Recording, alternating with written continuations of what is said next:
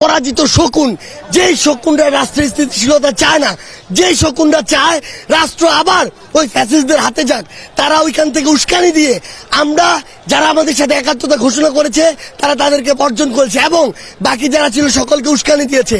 আমাদের কাছে মনে হয়েছে এটি একটি বৃহৎ পরিকল্পনার অংশ। তারা এক এক সময় এক একবার বিভিন্ন পরিকল্পনা করেছে, ছাত্র জনতা প্রত্যেকবার রুখে দিয়েছে। আজকে তারা এখানে মাননীয় প্রধান উপদেষ্টা থেকে শুরু করে মাননীয় যত উপদেষ্টা ছিল কিংবা এই সচিবালয়ের পুরো রাষ্ট্র কাঠামোর আমলাতন্ত্রের যতজন কর্মকর্তা কর্মচারী ছিল সবাইকে আটকে রেখেছে। যদি আটকে রাখা হয় তাহলে এই রাষ্ট্র কাঠামো ফাংশন করবে কিভাবে?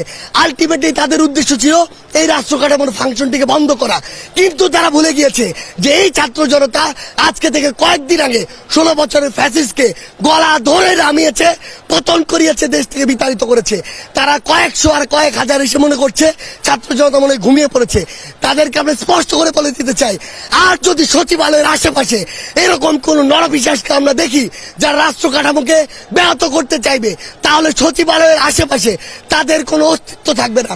আমরা স্পষ্ট করে বলে দিতে চাই, আপনাদের যদি কোন দাবি থাকে রাষ্ট্র আগে স্থিতিশীল অবস্থা আসুক, আপনাদের যৌক্তিক দাবি নিয়ে যে লজিক্যাল ওয়েগুলো রয়েছে সেই ওয়েতে আপনারা অ্যাপ্রোচ করুন।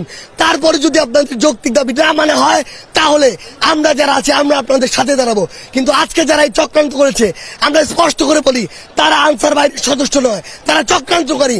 তাদের বিচারের জন্য যা করা দরকার আমরা তাই করব। তারা যদি সৎ পথে আমাদের সাথে আলোচনার টেবিলে বসে একটি ফলাফল প্রত্যাশা করত আমরা সহযোগিতা করতাম। কিন্তু তারা যখন আমাদের ভাইদের গায়ে হাত তুলেছে, ওদেরকে যেখান থেকে হোক খুঁজে বের করে ওই কালো হাতগুলো ভেঙে দেওয়া সরকারের দায়িত্ব, সকলের দায়িত্ব। আমরা আমাদের জায়গা থেকে স্পষ্ট করে বলি, তাদের বিচার না হওয়া পর্যন্ত ছাত্র জনতা তাদের খোঁজে সবসময় সজাগ থাকবে।